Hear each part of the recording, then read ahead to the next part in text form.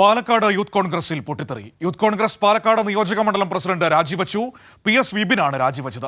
കോൺഗ്രസിലെ ഗ്രൂപ്പ് ചേരിപ്പോരിനെ തുടർന്നാണ് രാജി. പാലക്കാട് നിയോജക മണ്ഡലത്തിൽ നിയമസഭാ ഉപതെരഞ്ഞെടുപ്പ് നടക്കാനിരിക്കെ കോൺഗ്രസിലെയും യൂത്ത് കോൺഗ്രസിലെയും ഗ്രൂപ്പ് യുദ്ധം UDF-നെയും കോൺഗ്രസിനെയും പ്രതിസന്ധിയിലാക്കിയിരിക്കുകയാണ്. പാലക്കാട് നഗരസഭാ കൗൺസിലറും യൂത്ത് കോൺഗ്രസിന്റെ നിയോജക മണ്ഡലം പ്രസിഡന്റുമായിരുന്ന PS വിപിനാണ് രാജിവെച്ചത്.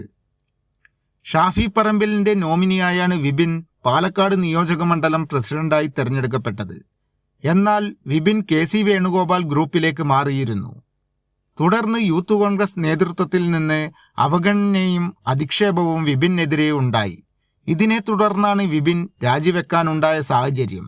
കുടുംബപരമായും വ്യക്തിപരവുമായ ചില വിഷയങ്ങൾ കൊണ്ടാണ് ഞാൻ ഇന്നലെ രാജ്യസന്നദ്ധ അറിയിച്ചത്. യൂത്ത് കോൺഗ്രസ് സംസ്ഥാന പ്രസിഡന്റ് രാഹുൽ മാങ്കൂട്ടം നയിക്കുന്ന യങ് ഇന്ത്യ ലീഡേഴ്സ് മീറ്റ് 12-ന് പാലക്കാട് ജില്ലയിൽ എത്താനിരിക്കെയാണ് രാജിവെച്ചതെന്നതും ശ്രദ്ധേയമാണ്.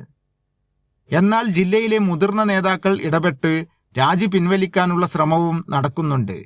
പാലക്കാട് ഉപതെരഞ്ഞെടുപ്പ് അടുത്തിരിക്കെ കോൺഗ്രസിലെയും യൂത്ത് കോൺഗ്രസിലെയും ഗ്രൂപ്പ് യുദ്ധം കോൺഗ്രസിനെയും UDF-നെയും പ്രതിസന്ധിയിലാക്കുന്നുണ്ട്. പുറത്തുനിന്നുള്ള ജില്ലക്കാരനായ രാഹുൽ മാങ്കൂട്ടത്തെ സ്ഥാനാർത്ഥിയാക്കുന്നതിനെതിരെ ഒരു വിഭാഗം യൂത്ത് കോൺഗ്രസുകാർ രംഗത്തെത്തിയിരുന്നു. സച്ചിൻ വള്ളിക്കാട്, കൈരളി ന്യൂസ്, പാലക്കാട്.